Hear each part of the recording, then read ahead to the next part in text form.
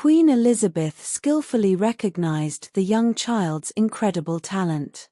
What do you think this child's mysterious talent, discovered by Elizabeth, could be? In this amazing story, you will learn how forward-thinking Queen Elizabeth was and how she made the most of her experience to bring a talent to the world. Let's listen to this surprising story. Queen Elizabeth went for a walk that morning, which was not on her schedule. The news channels in London had been saying since morning that it would rain that day. Raindrops could fall at any moment, but it just wouldn't start. It was as if they knew Queen Elizabeth was going for a walk that morning and were showing her respect by not letting the raindrops fall to the ground. Under this gloomy sky, Her Majesty's steps were slow and thoughtful. Security was following the Queen at a suitable distance, but this was by no means a typical royal outing. No one knew why Elizabeth had chosen to walk instead of taking her private vehicle. As she entered the narrow, cobblestone streets, the character of the street began to change completely. Luxury stores had been replaced by rusted signs, and modern buildings by structures that had been struggling to stay standing for half a century. This was one of London's forgotten corners.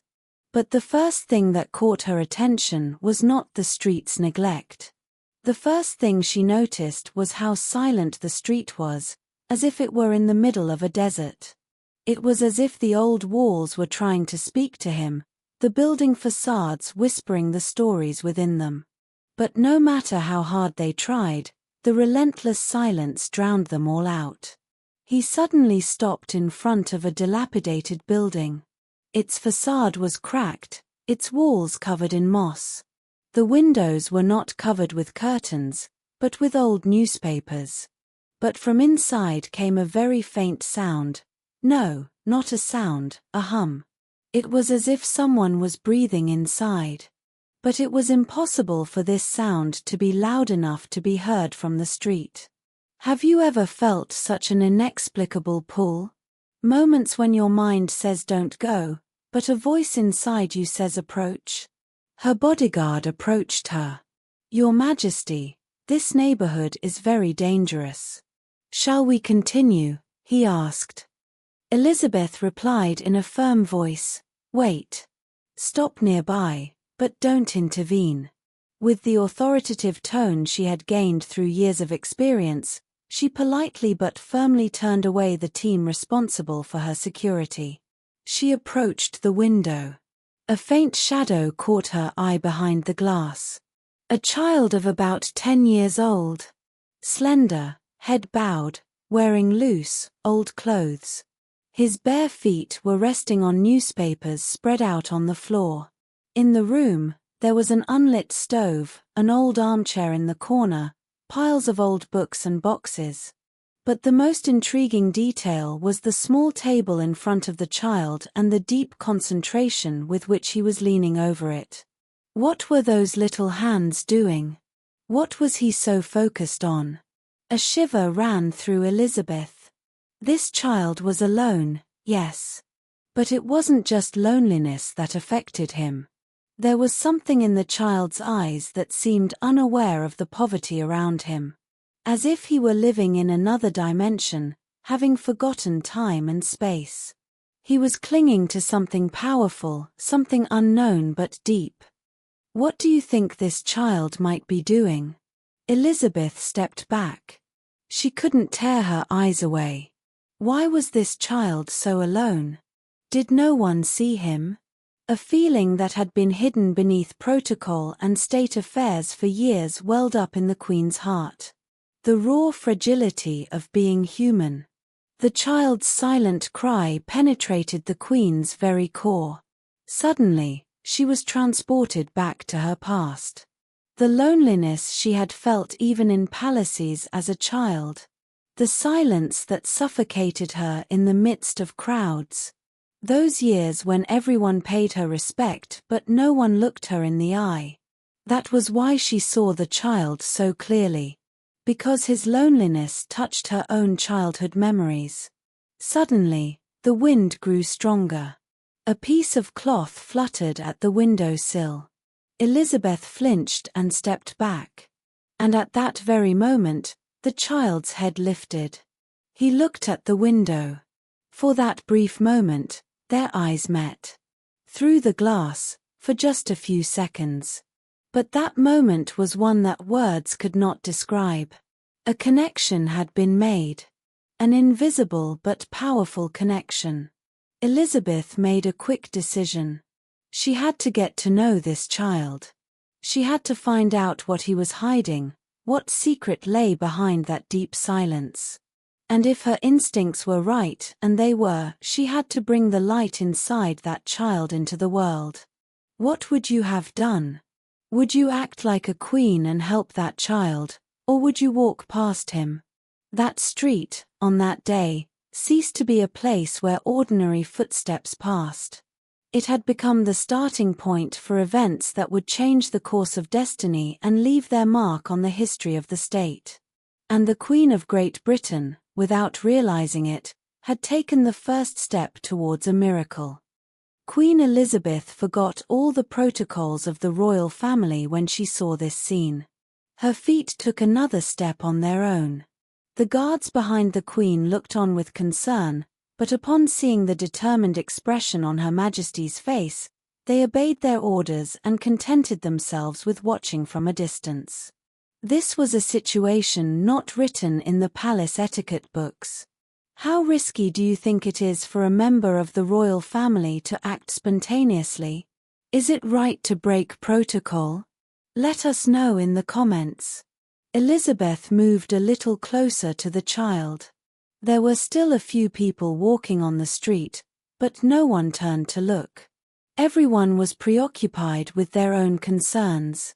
Only a child, sitting quietly at an old table inside a dilapidated building, was waiting, and the miracle he was waiting for was about to find him. This unique queen, despite all her grandeur, knelt down slowly to the child's level. This was true nobility. To disregard the power of her throne for a small child. "What is your name, dear?" she asked gently. Her voice was so soft it seemed to disappear into the walls of the room, but the child heard it. He raised his head. His eyes, which looked like shadows on his dirty face, met the Queen's compassionate gaze. A moment of silence. "David," the child whispered. "My name is David." "David," repeated this extraordinary queen. "What a beautiful name." The child said nothing. His hands were tucked between his knees, his nails caked with dirt, his lips cracked. But he was silent not out of shame, but out of habit. Most of the people he saw either walked by without looking or shouted at him. This noble woman, however, had addressed him by name. Moreover, she had knelt down. No one had ever bowed to him before. What would you do if you saw such a child on the street? Would you walk by, or would you stop and help? Elizabeth gently touched the edge of the table. There were old books, scraps of paper, and unidentifiable objects on it. "What do you usually do here?" The child shrugged. Sometimes I daydream. But mostly I watch people. Sometimes they give me money." The Queen's throat tightened. This was no longer just a child to her. This was a responsibility. Before her eyes lay a future abandoned to fate. And if Elizabeth ignored it, all the values of her dynasty would amount to nothing but empty words. "Are you alone here, David? Where is your family?" He shook his head. "My mother is sick. She's in bed at home. She can't work anymore. My father is gone. I come here sometimes. Maybe someone will help." That was the moment. The magnificent Queen of Great Britain stood up. The guards were still waiting a few steps away. Some people from the crowd had begun to recognize her from a distance. But she didn't care. That was true leadership. "David," she said, "come with me to the palace." The boy recoiled in fear. "But my mother. I can't leave her alone. She'll get angry. And, you're taking me to a place I've never been before. The Queen reached out her hand. I'm not taking you anywhere. I'm going to help you. We'll see your mother too. But first, you need to trust me a little. Will you? Something flickered in David's eyes. Hope, but fragile. Then he nodded very slightly. Elizabeth turned to the guards. At that moment, her tone changed completely. There was the royal authority. Prepare the car. We're going to the nearby private clinic. The child's mother is ill at home. One of the guards approached in a diplomatic whisper. Your Majesty, this is a breach of palace protocol. From a security standpoint. Elizabeth fixed her eyes on his. Her gaze was as sharp as an eagle's. Life has no protocol, Mr. Hanley. This is a royal command. There was a brief silence. The power of the monarchy hung in the air. Then Hanley bowed his head. As you command, Your Majesty. Do you think the Queen's attitude was appropriate? David was still cautious as he walked beside the Queen. His hands were in his pockets, but he occasionally looked up at this magnificent woman. Elizabeth patiently matched his tiny steps. It was as if a child's pace was the most appropriate speed in the world at that moment. A few blocks down the street, they stopped in front of a shabby apartment building. David's fingers reached out to the rusty iron door. This is it, he said. But it's a bit dark inside. The light isn't working. The noble Queen shook her head. Don't worry. I'm here. No one can harm you. When they entered, a sharp musty smell greeted them. The stairs creaked, and the plaster on the walls was peeling. What a different world from the grandeur of Buckingham Palace. They went up to the third floor. David slowly pushed an old door. Only a cough was heard from inside. Mother! You have a visitor, said the child. A woman lying on a thin mattress on the floor raised her head with difficulty. Her eyes were narrowed, her face pale. When she saw the Queen, she did not recognize her at first. Then her eyes widened, filled with a mixture of horror and respect. This is not possible. How would you feel if you saw the Queen in your home? Fear or joy? Elizabeth placed her hand on the woman's shoulder. I am Elizabeth. Think of me as just a philanthropist. I met your son today. The woman's eyes filled with tears. Not a word came out of her mouth. She simply began to cry. The Queen sat down, spoke to the woman, held her hands. The palace limousine soon brought the royal doctor. Her pulse was taken, her lungs were listened to, and special prescriptions were prepared. David watched in amazement. For the first time, he saw an adult not yelling at his mother, not accusing her, not belittling her. She was simply being helped. Quietly, gently, with royal grace. As the Queen left, she held David's hands. I will return tomorrow. And in that moment, the sun shone on the grey apartment building's window brighter than it had in years. The path leading to the royal palace was lined with centuries-old plane trees on either side. Little David, looking out from the royal limousine, had his eyes wide open. His mother Clara's hand, as always, held his tightly, while inside him raged a storm of indescribable unease and hope. They were no longer ordinary citizens, they were the Queen's special guests. And this was not just a palace visit, it was the beginning of a moment that would completely change their lives. Have you ever found yourself in such a critical moment when you felt your life was about to change completely? The legendary grandeur of Buckingham Palace echoed in David's eyes, reflected in the columns shimmering in the sunlight and the stone walls shaped by the accumulation of centuries. When the palace's golden gilded doors opened, the attendant greeted them with a kind smile. As they stepped inside, Time seemed to stand still. The crystal marble floor reflected the massive baccarat chandelier on the ceiling. Every corner was filled with imperial history and royal splendor. The magnificent Queen Elizabeth awaited them in the grand ceremonial hall. She wore a simple yet regal court dress. The lines on her face were not of fatigue but of the deep wisdom bestowed by the throne.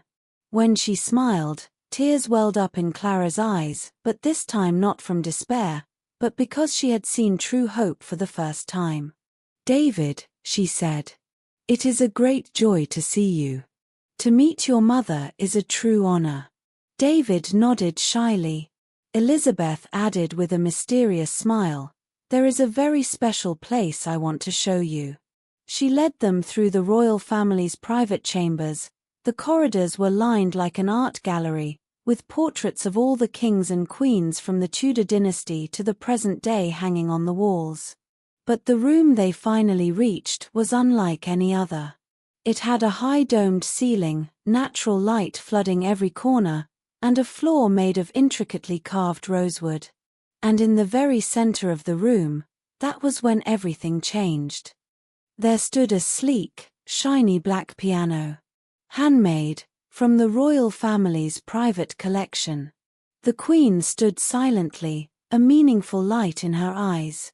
"David," she said, in a breathless silence, "your mother told me that you began walking to the melodies you heard at a young age. Music sometimes touches the depths of the soul that even we cannot perceive." David's eyes were fixed on the piano. His fingers trembled involuntarily in the air as if playing notes. Clara held her breath. An incredible chain of events was beginning. The Queen shook her head gently. "If you wish, you may play." David approached cautiously. When he sat down at the royal piano, his fingers hesitated at first. His mother watched from a distance, holding her breath, while Her Majesty did not take her eyes off him for a second. And then, the first note was heard. Its resonance echoed through the ceremonial hall. It then transformed into a magical melody. At first timid, then bold, then utterly captivating. As little David's hands glided over the piano keys, it was as though he were piecing together the shattered dreams of the past, shattering the chains of his soul's captivity with a cry that echoed through the royal halls. The Queen bowed her head in admiration. Her eyes filled with tears. This was no ordinary child's talent. Clara wiped away her tears as she watched David play with such heartfelt passion. Her son was now gifting the world with the melody he had once imagined under torn blankets during nights of hunger, now in a real palace hall, on a real royal piano. When the melody ended, a deep silence fell over the room. An awe-inspiring, sacred silence. This magnificent queen took a few steps forward. She bent down and held David's hands tenderly. "A talent like yours is not just born, it is also shaped by pain, love, and hope. These fingers don't just play music, they tell the story of a whole life. And the world needs to hear it. How do you think you would feel watching this scene? Would your eyes fill with tears?" Clara's knees buckled after hearing the Queen's words. She was overcome with tears. Elizabeth approached her and placed her hand on her shoulder with motherly compassion. "You saved him. With a mother's unique love. Now we will make sure he truly shines." The Queen addressed the court official waiting at the door. Her tone was at the pinnacle of royal authority. The country's most distinguished teachers must be summoned immediately for David's musical education. He will receive his education under my personal patronage. He and his mother will settle into the special residence prepared for them next to the palace residence. All their needs will be met from the royal treasury. David, unable to fully grasp the magnitude of the royal decision, looked at his mother in astonishment. Clara had collapsed to the ground, covering her mouth with her hand, unable to stop the tears of joy. This was the greatest miracle a mother could experience. At that moment, His Majesty leaned down and looked into David's eyes once more. "And David," he said with a royal smile, "one day, you will play this piano for thousands of people. At the Royal Opera House, at Carnegie Hall, in the most prestigious halls of the world. But remember, your first real concert was for your mother." These words were etched into David's soul in golden letters. It had been nearly 3 years since David had first met this magnificent Queen Elizabeth alongside his mother. Those 3 years had brought a sense of peace and security to David's life that he had never experienced before. For him, music was no longer just an escape but also a future shaped under royal patronage. With the unique support of Her Majesty, he had the opportunity to work with the world's most distinguished music pedagogues, participate in masterclasses in Europe's prestigious cities, and prove his extraordinary talent far beyond his years within the royal circles. His mother Clara, after years of struggling with despair, was finally able to breathe a sigh of relief. Seeing the sparkle in her son's eyes, watching him grow up with music in the royal palace, was beyond all the pain. They lived in an elegant royal mansion near the palace. Clara had begun reading classical literature to the aristocratic children at the palace as a volunteer, learning to be a light for others' dreams even if she could not realize her own. It was an autumn morning when history would be made. There was a special royal ceremony organized by this unique queen. The palace's magnificent grand hall was lit by crystal candlelight, the gold-embroidered red velvet curtains were parted, and the black grand piano in the center shone like a crown. Today, David's first official palace performance was to take place. The Queen was seated in the front row, as protocol dictated. Clara was right beside her. She looked at her son with tears in her eyes, but this time the tears were not of despair, but of deep honor and indescribable joy. Every corner of the hall was filled with high-ranking guests. Members of the royal family, international ambassadors, art critics, and the most important names in the music world. They were all there to see how this little genius would touch the keys.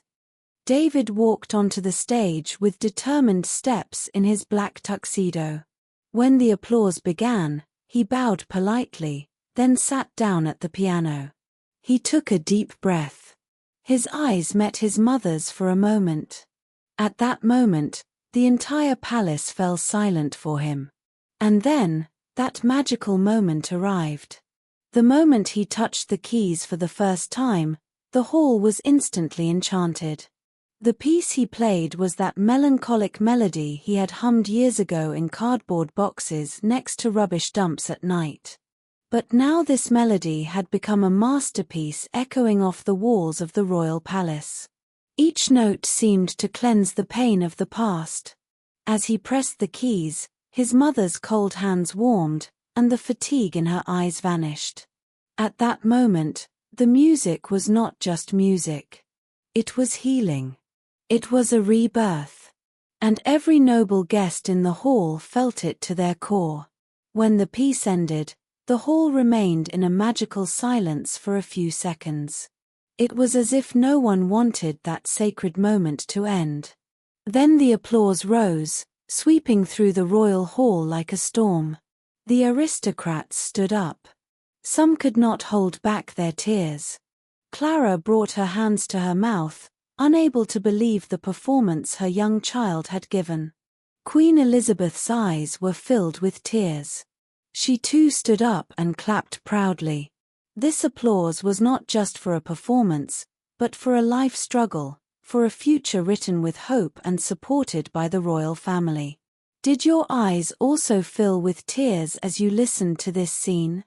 After the concert, David became the focus of national media and music critics. All the newspapers carried his story on their front pages with the headline, "The musical genius discovered by His Majesty." However, The most valuable reward for David was to feel as free as he did on that first day when he walked out holding his mother's hand. In the years that followed, David performed in the world's most prestigious concert halls: Carnegie Hall, Royal Albert Hall, Berlin Philharmonic, Wiener Musikverein. His music was no longer just notes. Each performance told a story of hope rising from poverty and the power of royal patronage. Through the charity foundation he established at a young age, he donated instruments to children living on the streets and ensured they received music education. He would occasionally return to the palace with his mother to visit the compassionate queen of the royal family. Elizabeth was no longer a ruler to him but a loving grandmother. Clara made an effort to attend every royal concert her son performed in. She would sit quietly in the back row, clasping her hands together as she listened. She no longer feared anything. Because she knew that David would never lose his light, no matter what happened. One day, during a special interview, David was asked this critical question. What was the moment that changed your life? David paused for a moment. His eyes drifted to the distance, back to that first meeting day. Then he answered with a meaningful smile. Not when my mother found me a piece of cardboard from the rubbish. Not when His Majesty gave me a place to stay in the palace. That moment was when I first touched the royal piano and truly heard the voice inside me. That's when everything changed.